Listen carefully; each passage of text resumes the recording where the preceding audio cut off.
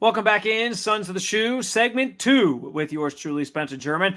And we just had a great conversation about the coach with the most pressure on them going into 2024. But I'll tell you who also has a lot of pressure on them because people just keep raving about how good he's going to be is Jeremiah Smith. I say that tongue in cheek. I don't really think Jeremiah Smith has. I mean, listen, he's supposed to be really good.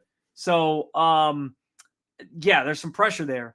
And people are setting the bar very, very high in terms of what he's going to be able to produce next year. And we'll play a video clip here from another show that that talked about this very thing.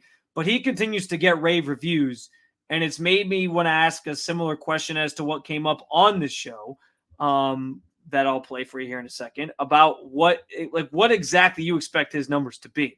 Now, I'm going to play this clip real quick, and this comes from Cooper Patagna, of 24/7 Sports, who was asked on a show he does, the football recruiting podcast for 24/7 Sports, about whether or not Jeremiah Smith has a real chance to lead the Buckeyes in receiving this year and just receiving numbers and be their top receiver this year. And he had a very interesting answer that I want to play for you. And then we'll give you the comments from Will Howard, who had some good things to say about him. And we'll talk about this all here in just a second. But real quick first, this is Cooper Patagna talking about Jeremiah Smith and whether or not he thinks he could be Ohio State's leading receiver this year. Question from Andrew. Could you guys see Jeremiah Smith leading Ohio State in receiving this year? Yes, I could. Oh, really? Yeah. You act so surprised every time I kind of give a very convicted take on Jeremiah Smith being the guy. And you know what's funny? I was reading quotes from some of his teammates, Will Howard included, the other day, and hearing those guys talk about him and what type of player he is, and the fact that he got there early and he rolled in spring. We know what type of dude this is. I expect like the phenomenon of Julio Jones when he was at Alabama. That is something. The Julio Jones when he was at Alabama was obviously one of the he was a cheat code. Julio Jones at Alabama was a cheat code from the second he stepped on campus, and the fact that he's it's always hard, man. I mean, Julio Jones put up 924 yards his freshman season, only had the 4 touchdowns, but still, I mean, just a phenomenal season. And then he went on to have 1,000-yard plus season his junior year, sophomore season. Played in 13 games, but he didn't quite have the numbers that year. But he bounced back his junior season with the 1,000-yard campaign. And like to hear that, I mean, almost 1,000 yards freshman season, and that's the type of stuff that people think Jeremiah Smith can do is great. Now, I always have a heart. I hate when we do these comparisons, because then I think people, when we do comparisons like that, and we say he's going to be Julio Jones 2.0 at Alabama.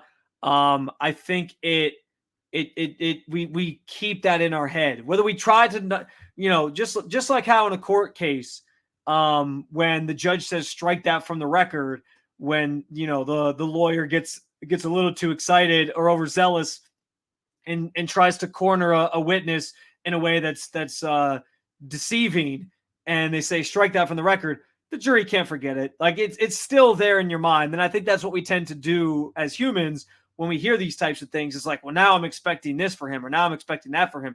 And I'm not saying that Jeremiah Smith isn't ready for that type of challenge or to be that guy. I think there's a really good chance he could be. And the more and more I hear about him, obviously I think that could be true. But I just hate the comparison thing, because now we have this expectation of what we think he should do. And if he doesn't get there, then it almost leaves you with an opportunity to be disappointed. Now, I don't think that's going to be the case with Jeremiah Smith. I think he is going to be the real freaking deal, even year one. And as you guys have already, the loyal listeners of Sons of the Shoe know, I've quietly, because Nick hasn't been around for a while, I've quietly changed my expectations and my numbers for what he's going to do. And I'll give you a firm number as we get closer to the season of what his stats will be in 2024. And we'll see how close I get to my actual prediction. So we'll do that later. We will do that later on leading up to the season. I'll get you a more firm number. But I think I said like 300 yards initially, And now I'm walking that back because all you hear about is how he's going to be out there day one as a bona fide frontline starter for this team. And you got people like Cooper Patagna saying, hey, I think he could be Julio Jones when he stepped on campus at Bama, and I do think he could be the leading receiver at Ohio State. That also came before some comments made recently by Ohio State quarterback Will Howard. Who said that true freshman, Jeremiah Smith, he's going to be special, man. Between him, Emeka Carnell, those three are probably the featured guys. So he kind of gave you a look into the depth chart a little bit. We all expected Emeka Egbuka to be a key contributor for this team again coming back. And I think it does come down to, because I do think, listen, Carnell Tate was a top recruit in the country as well. We know he's gonna put up some numbers and be a focal point of this offense as well, and he should be.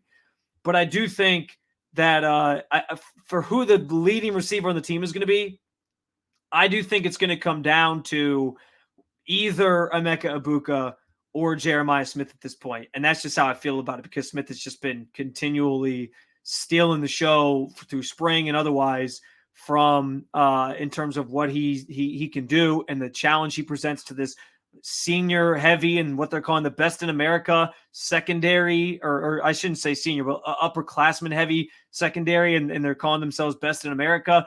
And he's giving them fits. Like, that tells you a lot about how good he is. And so I do think it's going to be between those two. Now, the reason I lean Emeka a little bit is because, and maybe this is just me being sort of cautious with what I know about Will Howard. And I do think too, like, without the presence of a tight end who can be more of a continued or a solid contributor for you, or like that check down for you, because right now the top tight end on the team appears to be G. Scott. And it's nothing against G. Scott. I think G. Scott's a fine player, and I think we still have more to see in terms of that position leading up to the season and who is going to sort of take the reins from Cade Stover, who obviously just went and got drafted back in April. There's been some good reviews about Jelani Thurman, and there's others who obviously Will Kazmarek is going to be in the mix obviously as well. So I think we still have to kind of take a wait and see approach to that position before the season gets going. But G. Scott's sort of considered the leader, I think, right now in the clubhouse for that group. But with having more of a question mark there, the reason I think I lean Emeka being the team's actual leading receiver is just the fact that I think playing that slot role, he's going to be like a safety net for Will Howard. And I don't know that Will Howard is going to be like airing it out up and down the field. I think there will certainly be some of that worked into this offense, because I think the Ohio State wants to attack deep. I don't know that we saw Will Howard really run an offense that was doing that at Kansas State all that often anyway. And we know he's a runner. And I think Kansas State certainly banked on that part of his game a lot as well. So I just think when things are tight and you need a catch, I think Emeka is going to be the guy that he's kind of looking at and who becomes that check down for him. And I think those numbers will pile up to him ending up as the top receiver. But I think Jeremiah Smith's going to be next in line there as the second leading guy, just because of what he can do and just everything we continue to hear about him. I've had to change my expectations. I think early on, and I knew what a freak he was. I just think early on, you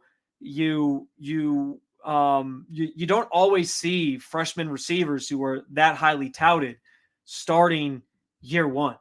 I mean, even Marvin Harrison Jr. was considered a world-class recruit for Ohio State, and he wasn't starting, year one at Ohio State. I mean, everybody remembers like his big breakout came when he was in the Rose Bowl that year, him and Emeka in the Rose Bowl that year, when Chris Olave and Garrett Wilson sat out because they were prepping for the draft and all that. Like, that's where it all kind of came to fruition for them. And it took them some time to kind of get those reps. And because Ohio State recruits receivers so well, I just kind of figured like, yeah, he'll have a role, but will it be as prominent as maybe we think it is? I don't know.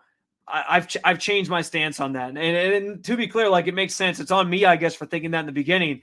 but Jeremiah Smith being the number 2 highest recruit to ever come through that building in their all-time history, only behind Quinn Ewers.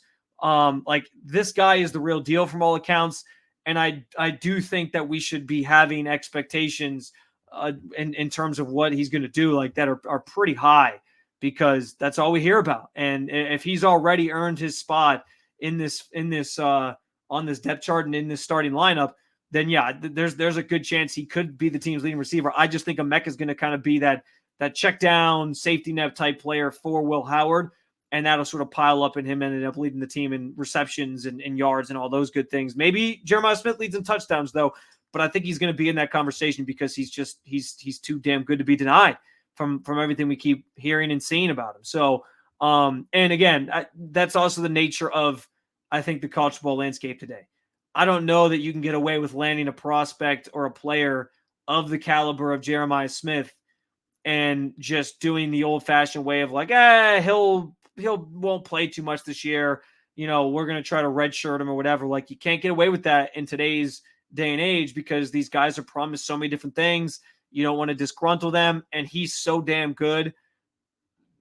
There's other receivers who come through Ohio State that understand like it's going to be a process. They got to wait their turn, and they're there for the development part of it because Brian Hartline is such a good recruiter and such a trusted coach for that position specifically. But with Jeremiah Smith, like, if he's already up there and he's already surpassed these other guys on the roster, that just speaks to he's an otherworldly talent. And yeah, you can't leave that guy off the field. So do you think Jeremiah Smith is going to be the Ohio State top receiving? Terrible way of wording that. Let me try again. Is Jeremiah Smith going to lead the Buckeyes in receiving this season? Are you setting that lofty of an expectation for him? Because you've heard everything that's been said about him from his own teammates, and on some level, what else are your teammates going to say about a really good player? But you're also hearing people outside of the program, outside of the organization, and the experts on all these recruits, but also just in terms of the outlook for them, like Cooper Patagna, who are saying, hey, this could be Julio Jones 2.0, his freshman year at Alabama when he put up just under 1,000 yards receiving. And that makes you excited. I, again, will give you a finite number, a solidified number of what I think his stats will be this year. Jeremiah Smith, that is, later in the summer before the season starts, and we'll make that the standard. That will be the thing that we measure it against, and we'll see and track it throughout the season and see where we get. I'm still working through that, but we'll get there. What do you think his numbers will be? Will he lead the team in receiving? I'm saying I think Emeka Egbuka still leads the team in receiving, but then I think Jeremiah Smith will be a close second. What say you? You can hit me up at SpenC2_. You can also find us in the 92 to the Fan YouTube channel comment section and leave your thoughts there as well. We take a break. When we come back, it is the return. And I actually think I'm going to rebrand this segment. We used to call it Fourth and Short, Fourth and Long, one of those. I couldn't remember what the official name was, but I actually think a better way of naming it is 4 Down Territory. We'll go through 4 different topics with you. We'll talk about them. We'll discuss them, and we'll get you out of here for another episode of Sons of the Shoe. But quick, here's a word from our sponsors.